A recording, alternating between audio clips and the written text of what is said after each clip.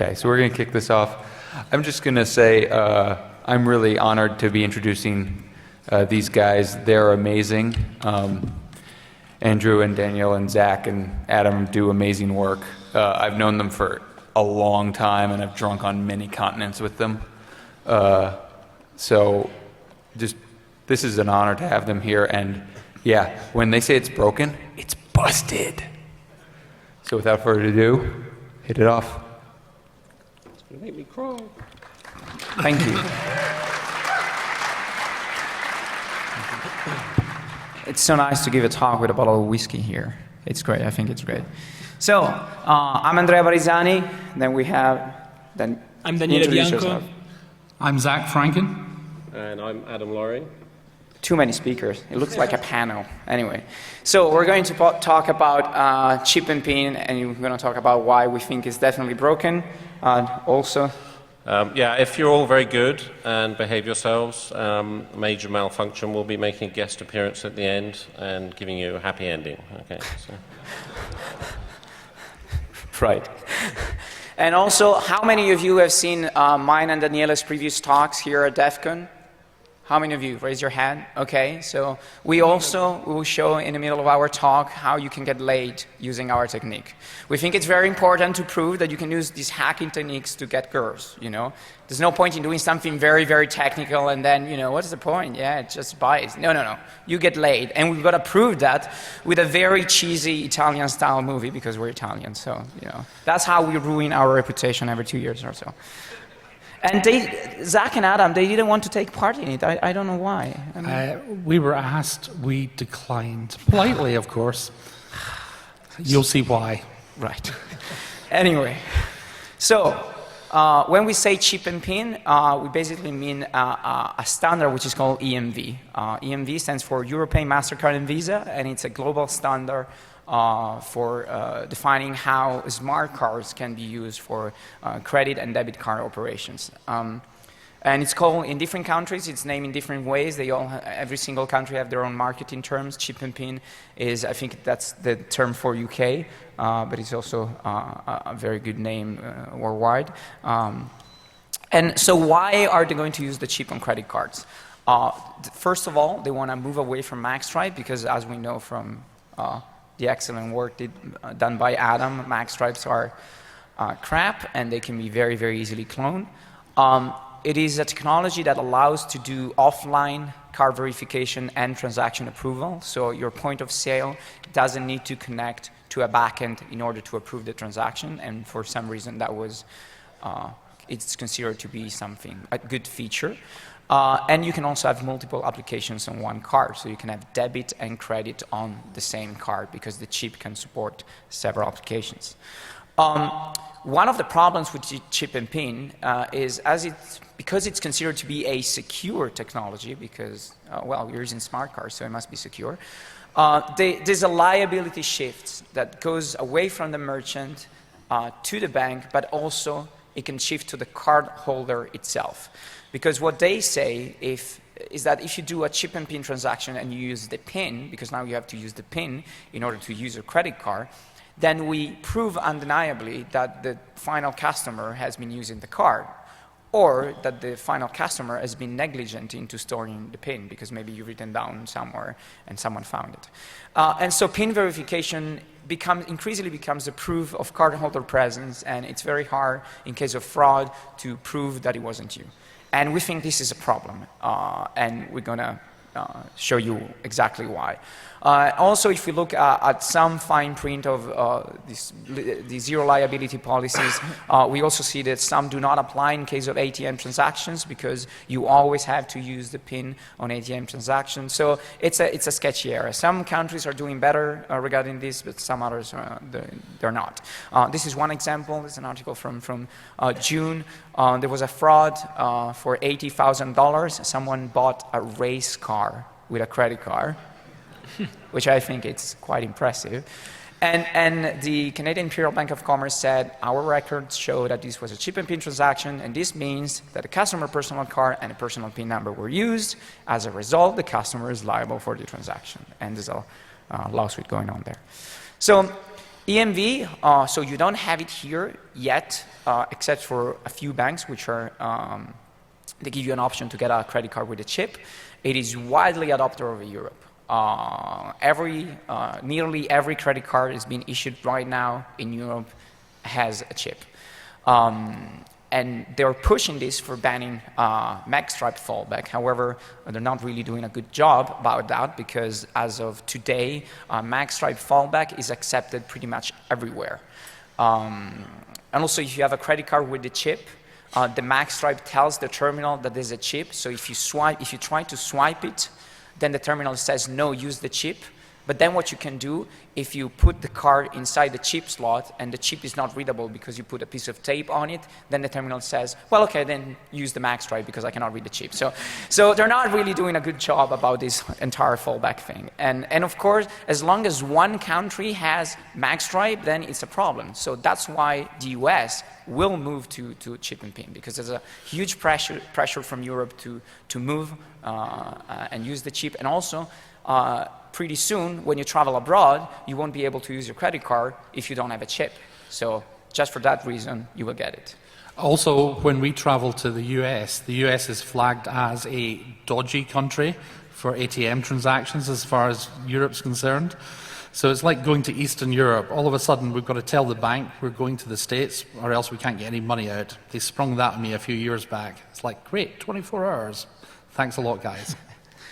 So there's been already a few research about EMV. One was made by a very nice group of researchers at Cambridge, where they show you that you can use a stolen card without a PIN, which defeats the entire purpose of chip and PIN. And that was an implementation flaw, and I'm going to go in detail about that later on.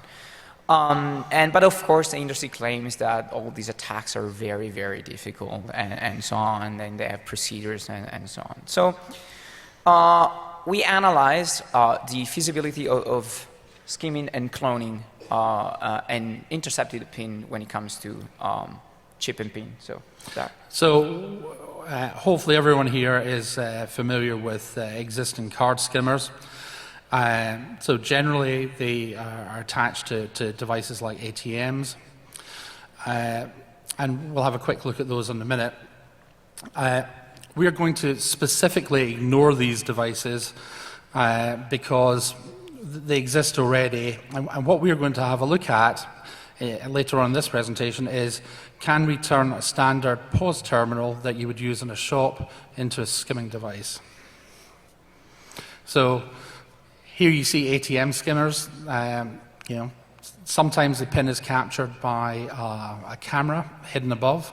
Sometimes it's captured by a kind of replacement keypad overlay. And in some cases, we've seen the entire bottom sill of the ATM, including the keypad. I mean, this thing is literally this long. Some guys just rock up, clonk. So I always give ATMs a bit of a once-over before I use them. It's like, oh, does this look as if it's just been glued down? No, we're okay. So we're going to kind of move on from ATM skimmers and see if we can actually try and skim the EMV protocol coming out the chip itself. And because, like all these things, because it's got to mate electrically with the POS terminal, the terminals are exposed. They have to be, or else, no connection happens. So we're going to have a look at that. Also, it's really hard, just like it is with a lot of ATM skimmers, to actually verify that, if they're done well, to actually verify that the terminal you're putting your card into hasn't been tampered or is in fact a real terminal. So Andrea knows about a little story of someone that tried to submit an entire ATM front to a 3D printing house. Right.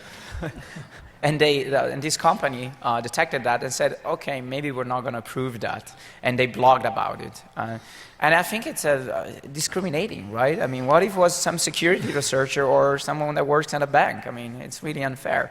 But anyway, there's really a huge activity going on into trying to build these skimmers. But also with an EMV scanner, one of the nice things is that the POS terminal provides power, because it has to power the card up, so it can power the skimmer up as well, which is quite handy, no batteries. And we'll take you through some details of a device later on in the presentation. Okay. So, yeah, we think this is a scary prospect, and now comes the time when we show you where you can get the girls using this technology. Do you want to see that? Right on. I do actually play the blonde in this one. Okay, so. And he does a really good job. Darling, I want to buy you a very expensive horizon. Yeah, sure. Hello. Hello there. So, my woman needs some glasses. Sure.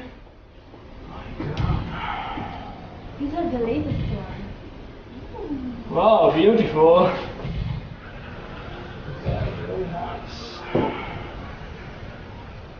What do you think, darling? I really like them. Really like them. So? Yeah, we were fine.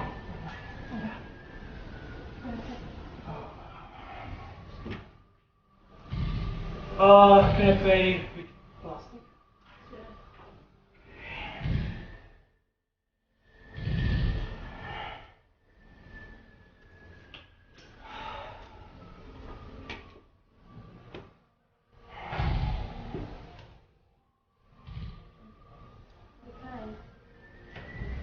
Okay.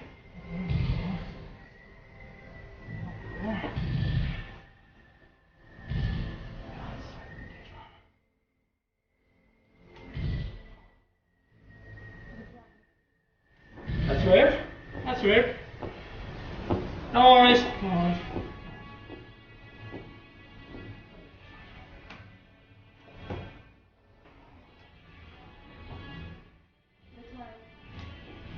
Ha! I'm the evil hacker, and I cloned all your credit cards and I stole all your money. No. You got nothing. You had nothing. No. You again? Yes. Yes. My cards. My cards. Yes. Yes. No, my cards. My cards.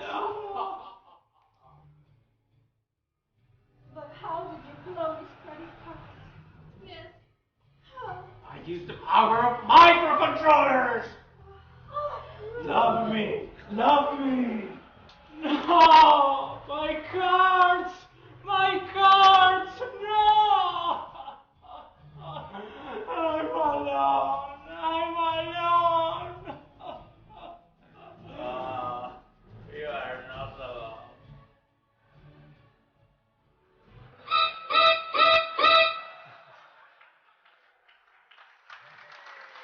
It works.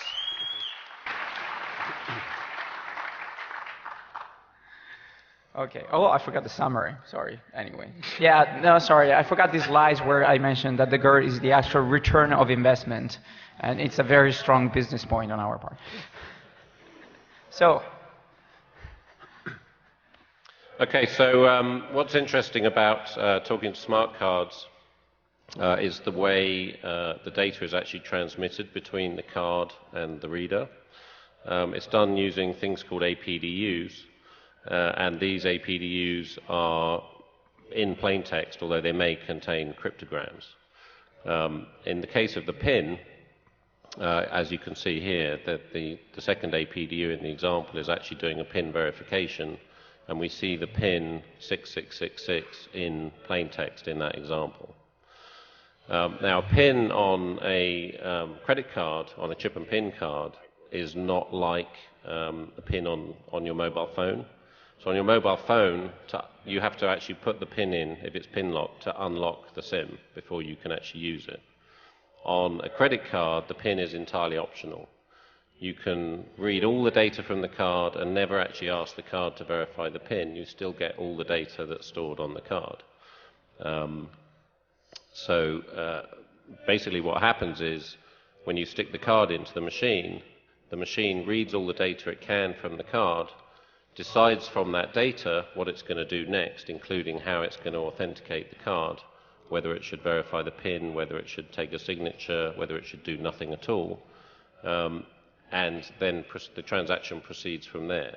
So basically there's a list within the terminal that says what kind of authentication methods are available, and there's a list within the card which says what type are available or acceptable, and they down the list together until they find a matching pair, and then they try that. And here we have an example of the data that's stored in some of the data files. So this particular file has stuff like track 2, which is an actual copy of your mag stripe with some small changes. So I can take your chip and pin card and read off a copy of the mag stripe without ever verifying the PIN. So I've effectively skimmed your mag stripe in a chip and pin card. So that's the skimming part of it. We've taken that. We also need to get the PIN itself.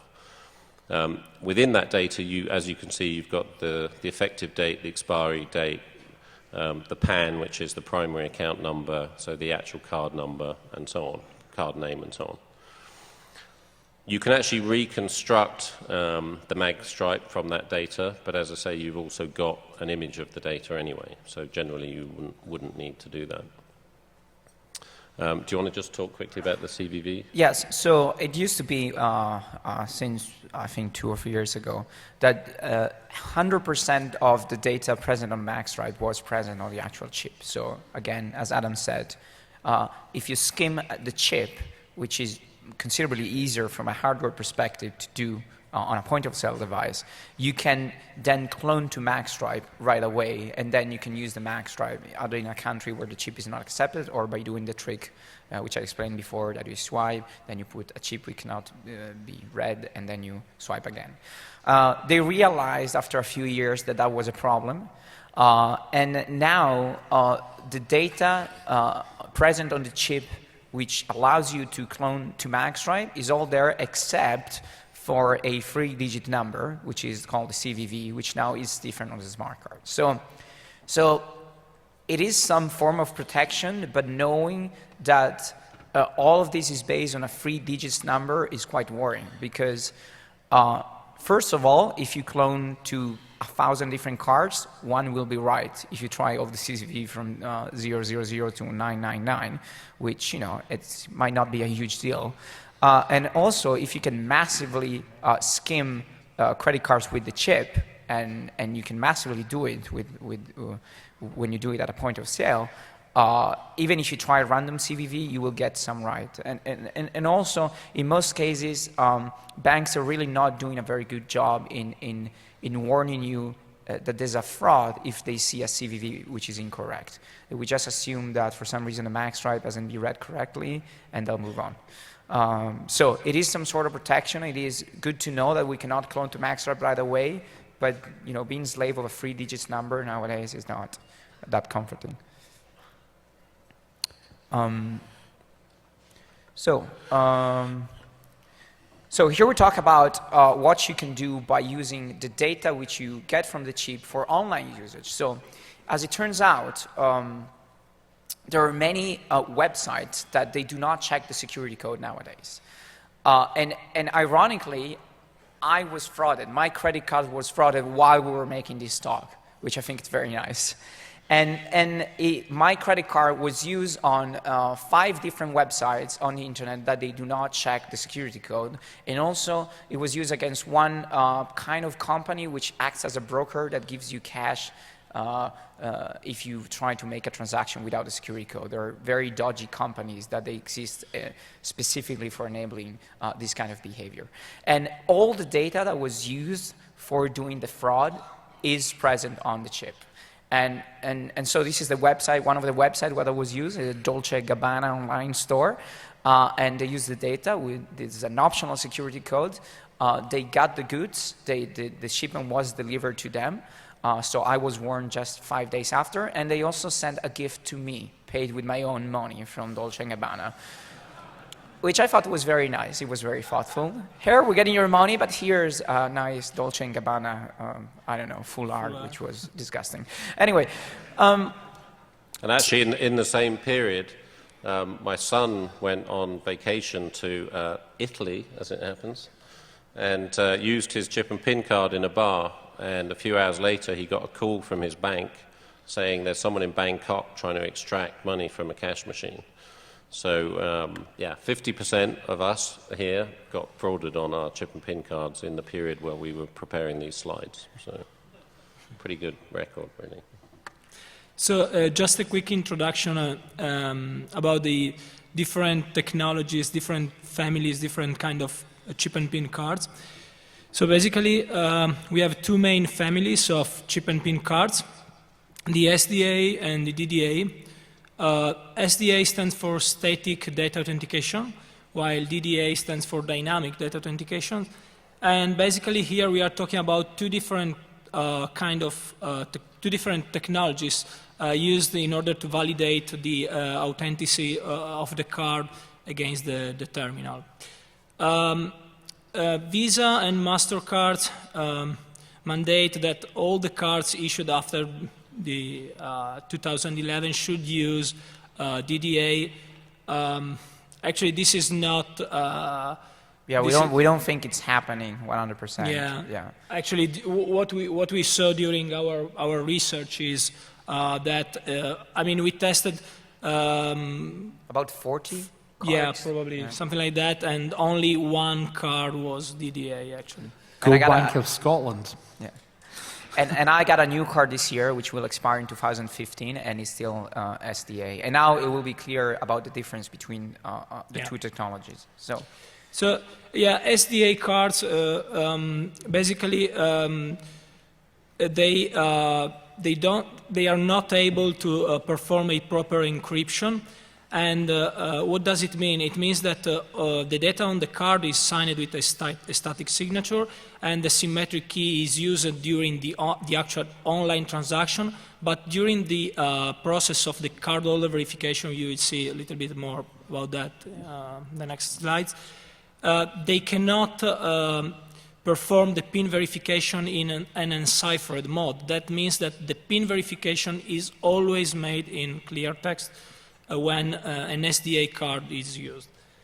While the DDA cards, the hardware, the actual chip is different, and they have an encryption coprocessor. That's why the chip on this card is more expensive, and they can perform proper encryption, and in this case the PIN can be verified by the terminal in enciphered mode. So SDA cards at the end cannot be cloned, but in a general way, but can still be cloned in order to create a so-called yes card. That's a card that's always reply yes when you try to verify the PIN, no matter what you are inserting. And but they can only be used for offline transaction. Maybe we will see a little bit more. Yeah, and offline transactions, they're very rare in Europe anyway. Yeah. Offline transaction, it means that, so when we have two different steps. One is the validation of the card, which always happens offline. And then there's a validation of the card holder, which might happen offline or online, and then there's the actual transaction. The transaction might happen offline or online, but in Europe, it's mostly 90% of the time is always online. And that's why an SDA card clone cannot really be used in Europe. However, the fact that EMV was pushed also because of enabling offline transactions, and the fact that you can actually clone the card for doing offline transaction, kind of means that the technology doesn't really work. So they realized this, and then they said, well, but with DDA cards, we have a dynamic verification, so you cannot actually clone the card anymore for offline verification because you need the real card because there's a challenge response going on. However, what you can do as the validation step of the card and the actual transaction are separate, you can present one valid DDA card for the actual authentication of the card, and then you present a different DDA card for the actual transaction, or actually a fake DDA card, which will reply with something with a non-valid cryptogram, but as the transaction is offline, the terminal has no chance to verify that. So even DDA cards, with a more complicated fashion, they can also be cloned. We discuss EMV scheming usage for magstripe cloning, online usage.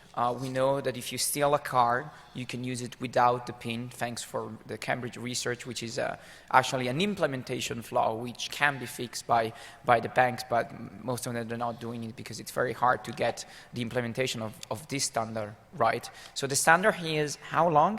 Five books? Four books. It's four books, and every book is about like 300, 400 pages.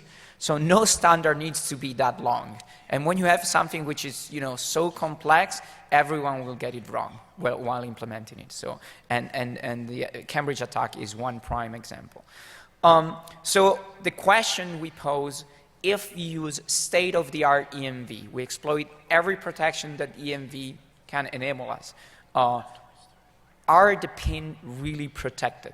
Because remember, the PIN can prove the cardholder presence, and therefore the use of a stolen card. So let's assume that the Cambridge attack will be fixed, because it can be fixed. Is there still anything that can be done, or is chip and PIN, 100% secure? So this is a cardholder verification list, which is read by the terminal in order to determine which cardholder verification methods are going to be used. As we can see, there is plain text PIN verification performed by the card, which is the one that SDA does. There's enciphered PIN verified online. There is a signature. There's an enciphered PIN verified by the card, which is what DDA does.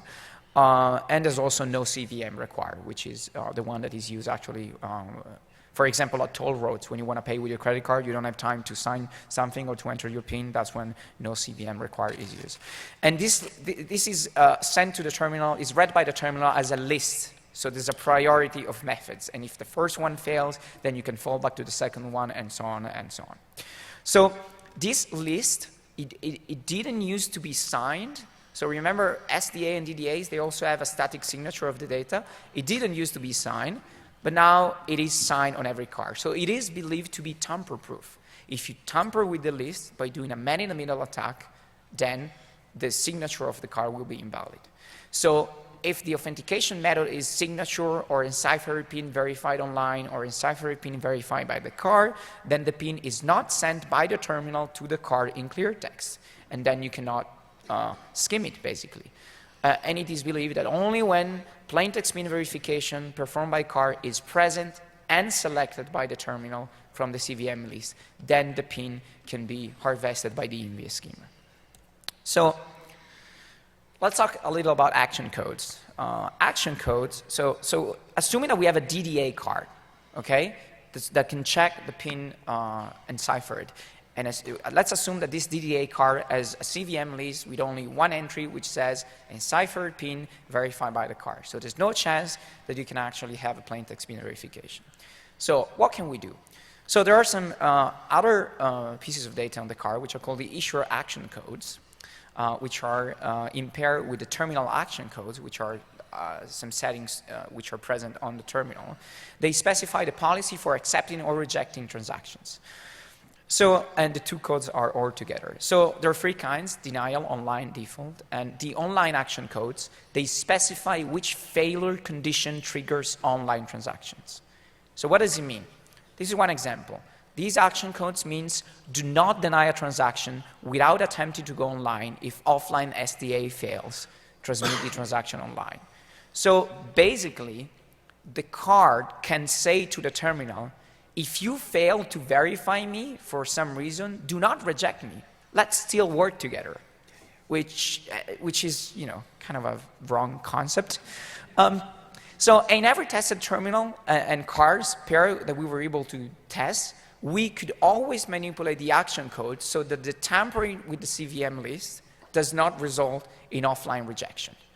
And what happens is that when you tamper with the CVM list, even if the signature is invalid, the CVM list is honored by the terminal.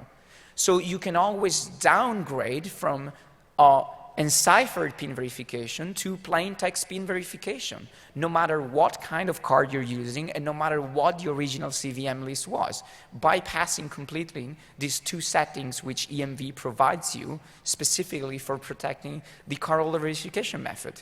And that's one example of a pin being actually skimmed on SDA and DDA cards. So it is broken. And Adam, do you want to talk about this? Yeah, so here's an example of a specific transaction that we sniffed. So the slide before, you had a protocol analyzer showing you some data going on. We used that to sniff this conversation. So you see in this card, it's inserted in the terminal, it selects the Visa application, it reads a bunch of data, makes its decision, it's going to go online, and the final command, generate AC, is generate application cryptogram, which is an encrypted packet that's sent to the online system to verify the PIN or whatever it is that it's doing. If we then take the same transaction in the same machine, but now using our man-in-the-middle attack, we've downgraded the action code to say don't fail if you've failed the offline authentication. And we've also downgraded the CVM to say, well, do a plain text PIN instead of an encrypted one. And so now at the bottom you see a couple of extra commands have appeared. It asks how many tries it's got left on the PIN, and then it does a PIN verification in plain text, and we can see the PIN in this case was 1234. It then carries on and does the online transaction. Now, we don't care whether or not that transaction fails because we've achieved our objective. We have now, at the same time as reading all that data, we've logged it all into the skimmer. I can come along with my card, my special card, plug it into the machine, and it will dump that log onto here. I now have all your card data and your PIN because you did a plain text PIN. So very quickly because we're running out of time. So what can do the backend to detect this kind of behavior? So the backend, of course, will detect that the offline authentication failed. But we don't think that's a good reason for actually blocking the transaction or invalidating the card, because that can happen for several reasons. And also, the backend will see that the last CVM that was used was the plain text PIN verification. However, there are ways to get around that. This is another piece of data which is sent by the card to the backend, which also says if the offline verification was performed or not. And this is actually the bit that can be used to prevent the Cambridge attack, because what happens is in the Cambridge attack, what they do, they tell to the terminal that the PIN verification has been performed while the card doesn't see any PIN verification. And so by correlating this data here with this data here, you can actually tell that the terminal has seen a PIN verification and the card has not. So you can block that attack. But no one does it because every backend is not implemented very well.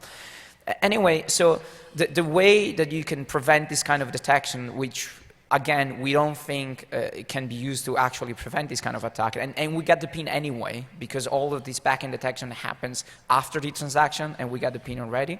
So one thing that we can do, we can have a downgrade CVM list which says offline PIN and then online PIN, and when we verify the offline PIN, we then send to the card the incorrect PIN, so that then we fall back to the second CVM method, and that works, and that's what's going to be stored as the last CVM being performed that the backend can see.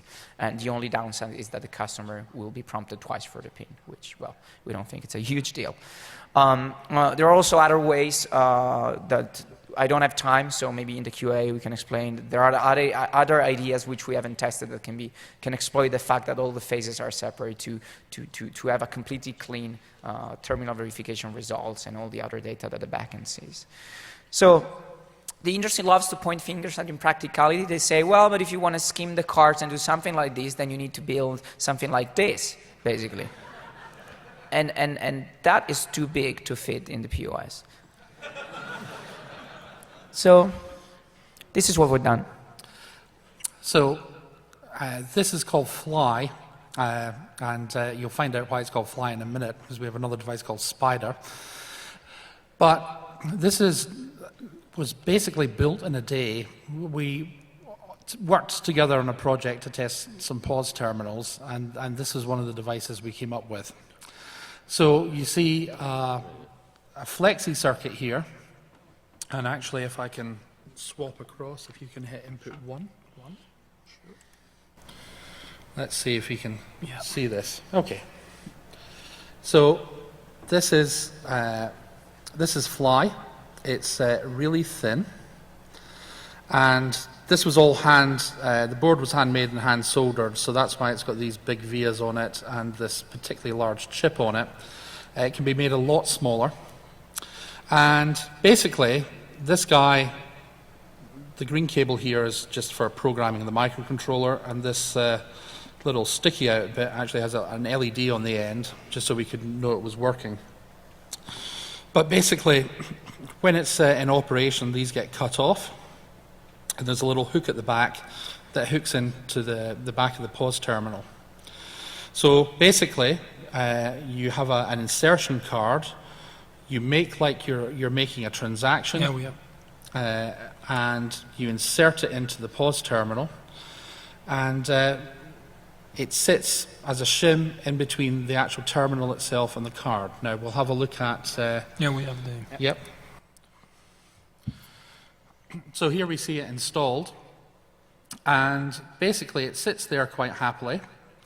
The pause terminal manufacturer, if you can see the kind of little divots in that card acceptor, helpfully left me lots of space. It was just the right size for my microcontroller. Thank you very much. And in this version, we simply insert it, it hooks in, and just lives in the pause terminal. And once a week, once a month, someone rocks up with a card like this, except we'll just put a sticky label on it to make it look like a card like this, insert it in, and it will download all the data to this JCOP card, and we can walk away with it. Now, we did this research back at the end of last year, and subsequently we've discovered that, in fact, these devices are out in the wild, and in fact have been found out in the wild with a handy little 2.4 gig radio chip, so you don't even have to show up with your card to download the data.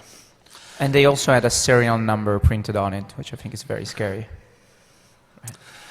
Yeah. So, just so that you can do the happy handing, which I know it's important. Let's brush up. I'm just going to quickly, I'll quickly show you a couple of other quick bits. If this has wakey. No, hold on. One. It is one. Yeah. Here we go. So, we also developed a device to do the Cambridge attack. This is called Spider. So here we have our stolen card that theoretically would not be usable at all. And again, you just pop Spider on there and just put a sticker over the top, and Spider will implement the Cambridge attack. Yeah, you'll notice I covered up my card number while... And also, we knocked up another little device because some of these chip and pin terminals aren't very compliant, so they have a nice decorative cover around the keypad. We have pictures for that. Yeah, well, we discovered we could pop it off, and this guy, when it's populated, is about 2 millimeters thick, and it will sit there and skim the key presses using IR brake beams. So to sum up, we think an EMV skimmer poses a serious threat due to the ease of installation and very difficult detection. There's simply too much data going on in the clear from the card to the terminal, which can be used on fraudulent usage on websites, If you brute force the CVV, you can still clone to magstripe, and we can always intercept the pin that then can be used with a stolen card on an ATM to get cash, despite the card configuration and type. And all of this raises serious liability considerations when the pin is being used. We got a very nice vendor response. My favorite quote is MasterCard spokesman said in an interview that the EMV system is simply too complex for an easy fix. When you have a technology that is so complex that you cannot fix it when you have security vulnerabilities, you should trash it and do something better. However, in the Netherlands, the hole has been fixed. They just shut down every point of sales for 4 hours, and they broke compatibility with the standard by disabling the possibility of doing plain text pin verification with domestic cars, because they knew that all domestic cars are DDA. They can still do the plain text pin verification with the foreign cards. The actual country code on the card is not signed, so we're not sure if this actually is an effective method or not. Yeah. And we have to apologise to any Dutch people here, because we did take effectively the POS network in Holland offline for 2 days while they patched their firmware. Sorry, guys. So, recommendation, they should do crypto from start to end with proper implementation. There's no other way around it. This is simply too complex, and it is a wrong concept to put your PIN in a device which you cannot trust, when it's the card itself that verifies the PIN. The terminals cannot be trusted, as we've seen. This is a terminal which is actually being tampered with, and no tamper-proof sensors went off because they don't concern about this kind of outer casing and about the actual card slot. So of course you can patch EMV by disabling, as the Netherlands did, plain text pin verification on every POS and ATM in the world. It can be done. Some say no, it's too complex. I think it's feasible, but they should probably spend some time to build a better protocol. So when you get EMV in the US, let's hope that this will be fixed. And we will all be happy to help you in doing that. So, happy ending. Give these guys the happy ending.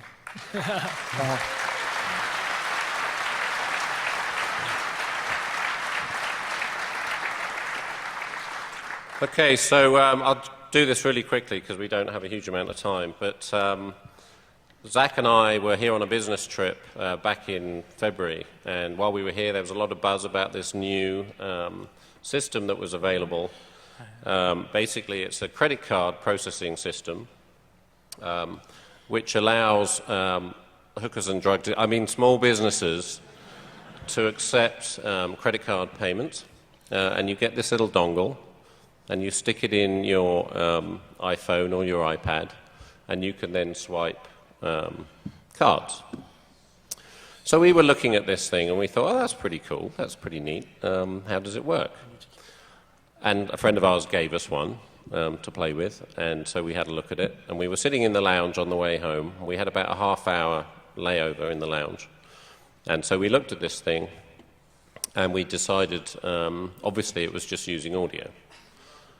Oh, we lost the video. You've lost your video. Maybe cable? Yep. There you go. Yeah, it's cable problem. So yeah, it's obviously just using audio. It's converting the magstripe to audio, and then the audio is being processed by the application on the iPhone. Does that sound familiar to anyone? Heard this before? So yeah, I gave a talk about 5 years ago called Magstripe Madness, which was all about dicking with credit cards, using sound cards and so on. Do you want to stick me on? Technical problem with the video. So we ran across the road, across the hallway from the lounge, and we went into Brookstone, and we bought one of these little adapter cables to convert a standard PC into a Mac input. And I fired up my old software.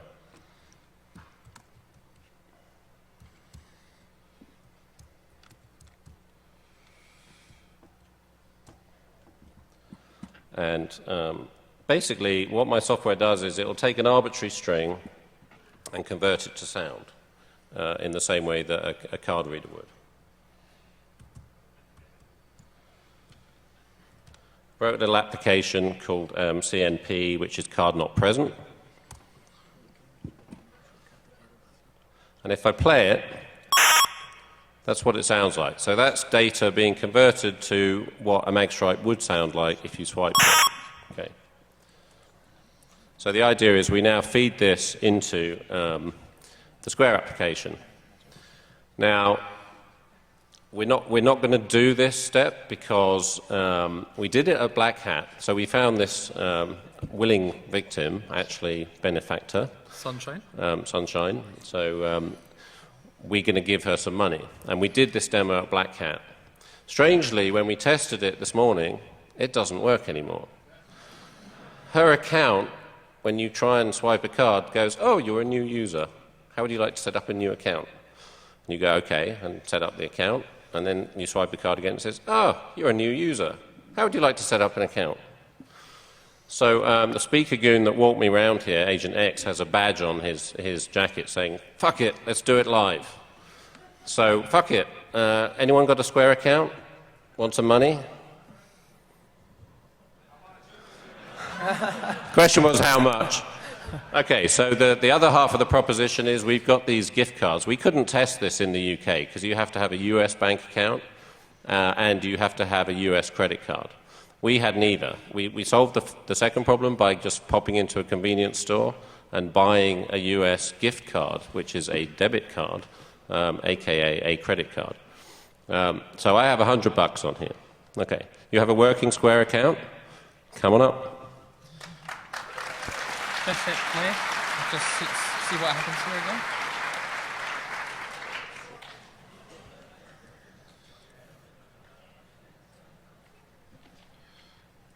Volume.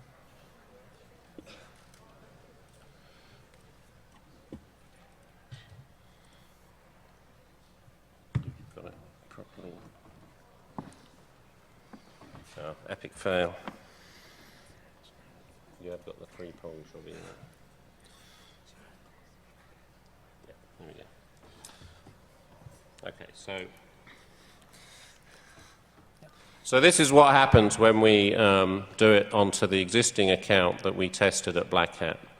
So there's 2 possible things. They've either flagged the card. Turn it the right way up. I'm not sure I can. Okay. You could come in. You can read sideways. You're at DEFCON. Yeah. Amazing Apple technology. Hack your brain. So yeah, we tested this at Black Hat. Square does geolocation. So we can assume they went, who was at Black Hat at this time and did a $1 transaction? Okay, we'll block that account. So we're guessing that account's been blocked. Or they flagged the card. You'll notice I brought up gift card 2 on my screen. So we've got 2 of these babies. So if you flagged the card, tough, we got another one. There was another possibility, Can we do the line? which they could have possibly twigged that the signature was slightly suspect. You think so? Yeah, Yeah, That looks fine to me. Of course, this was done after they'd actually verified the transaction. Yeah. So I'm going to flip back to camera now, if I can. So if this gentleman here, I was hoping for an attractive young lady that I could offer money to in Vegas, but I guess he'll have to do. Right. So to make this a legal transaction, I really ought to buy something from you. So maybe some advice. Bend over. There you go. Will you bend over for me? Told you there was a happy ending. For $1. Come on. For $1. Come on. We're running out of time. Presenter fee. What do you mean, just stand and bend? Yeah, go for it. Woo! Okay, for that I'm going to give you $10.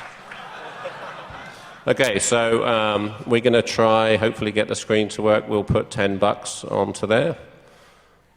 So do you need to come and operate your device? Okay. So how you want to set it to take a payment? If I just swipe a card, maybe? Try swiping the card.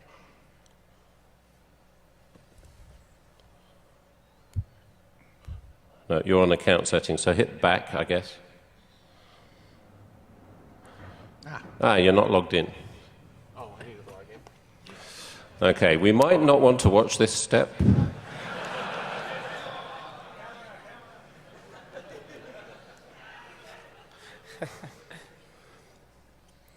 All these people are busy stealing my money. So that was a valid credit card I flashed up there. If you can get the $100 out before he gets his, it's yours.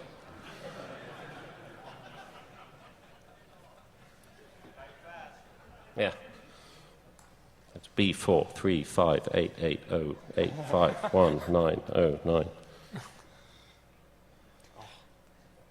Fail. Sign in failed. I don't know. Sign in failed.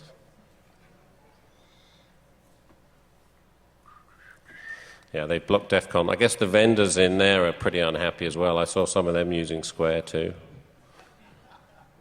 They just flagged the entire Rio as a... Yeah. Yeah. Take Square off for an hour. We'll be fine. 1 minute. 2 minutes. If I give him $20, do we get 3 minutes?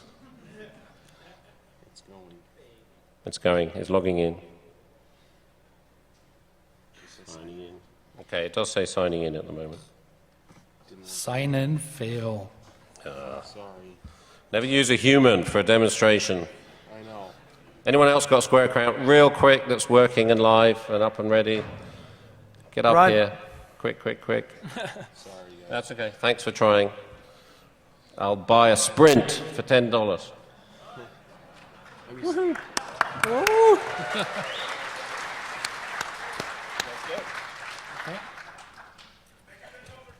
If he bends over, I'll give him 20. You want to bend over? Yeah, go for it.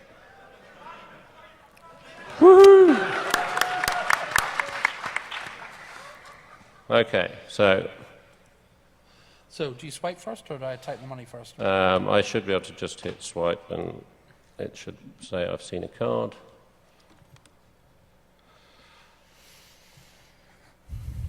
Is this an iDevice? No, it's an Android device. Okay. No, that's the fail. It doesn't have the... We're using the iPhone adapter. Okay. Loss of screen. No video. No video No anymore. video. Oh, hang on, probably went to sleep. No. Nope. No. So,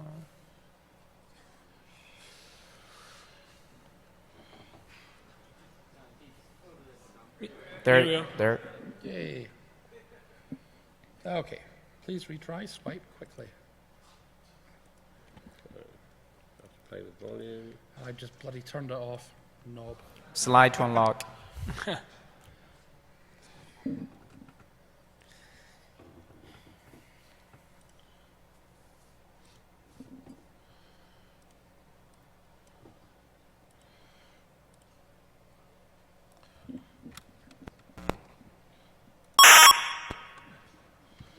Just checking.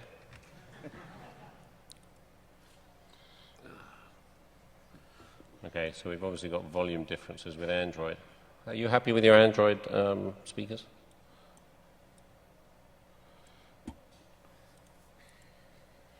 Okay, I think we're going to have to call it epic fail. But you saw the screenshots from the demo that did actually work over at Black Hat.